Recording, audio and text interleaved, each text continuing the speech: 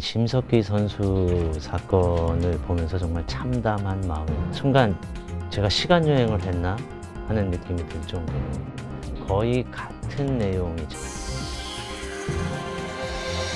선수는 자기가 부려야 하는, 쟤네들은 여자기 때문에 해야지 애들이 날 따라오고. 제가 2008년도에 방송을 했던 내용하고 거의 똑같은 내용과 구조, 똑같은 대책들이 막 쏟아져 나오는 이 상황을 보면서 뭐 이렇게 샤워하고 다시 애들을 만나러 나가도 뭐야? 하나씩 감독이 전부 부르면 한 명씩 감독방으로 가고.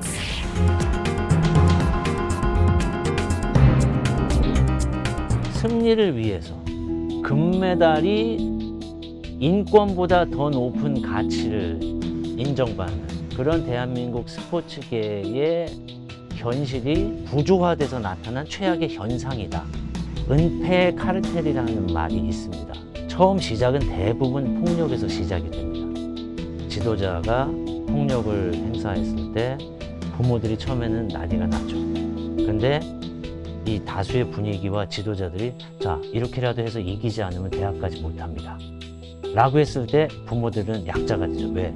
운동을 했을 때 이제 더 이상 돌아갈 길이 없으니까. 이미 몇 년 동안 운동을 하고 나면 지금 공부해서 대학은 갈 수가 없으니까 이제 끌려다니게 됩니다.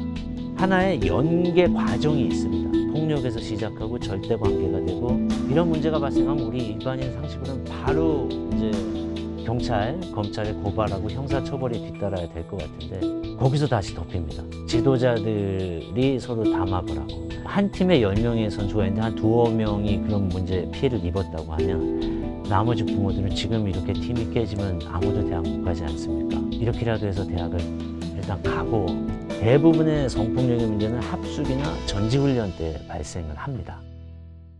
변화가 전혀 없다라고 말하기는 어렵습니다. 특히 뭐 초등학교 같은 경우는 합숙을 아예 금지해버렸고요. 넓은 선수가 많고 팀이 많아야 서로 경기도 하고 주변에서 지역에서 리그를 하고 경기를 하고 이렇게 해야 되는데, 지금 대한민국은 엘리트 스포츠가 계속해서 이런 권위적이고 강압적인 이 시스템을 운영하다 보니까 지금 선수가 없습니다.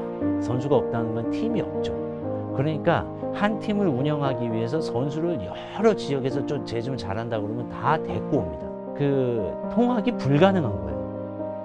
이번에 대한체육회가 내놓은, 공교롭게 이 심석희 선수의 비극이 알려진 그날 대한체육회에서는 성폭력이 지속적으로 줄어들고 있다, 이런 자료를 내지 않았습니까? 신고센터는 있지만 만약에 예를 들어서 그 신고센터에 가해자의 동료나 친구가 그 신고센터에서 또 그걸 같이 운영하는데 참여하고 있다, 그럼 믿지 못하는 거죠. 수고 트레이너를 성추행한 것으로 알려져 충격을 주고 있습니다. 우리가 뭐 얼마 전에도 여자 배구팀에서 있었던 문제도 저희 KBS 9시 뉴스에서 다룬 적이 있고요. 이번처럼 올림픽 금메달리스트라는 최고의 스포츠 스타까지도 이런 피해자가 될 수 있다는 거에 지금 국민들이 굉장한 충격을 받고 있는 거지, 사실 이 문제들은 지속적으로 발생해오고 있었습니다. 미성년 운동선수, 여학생이 지도자와 한 방에 있을 때 지도자가 문을 닫고 대화를 한다든지, 이 자체로만도 징계입니다. 왜? 절대 권력을 가진 남자 성인이 힘이 없는 미성년 여성은 열린 공간에서 대화할 수 있는데 밀폐된 공간에서 그렇게 대화를 한다는 것 자체만으로도 이거 신고가 들어가면 바로 징계가 될 수 있을 만큼 그렇게 엄격하게 하고 있습니다. 야, 도대체 이게 언제쯤이나 변할 수 있을까? 10년을 그렇게, 그래도 KBS라는 거대 방송사에서 이런 문제 제기를 끊임없이 했는데도 이런 문제가 정말 바뀔 수 없는 건가? 좀 참담함, 자괴감, 정말 비극적인 사건이지만 심석희 선수의 큰 용기로 10년 전의 그런 실패를 반복하지 않고 시스템을 바꿔야겠다라는 생각을 했습니다.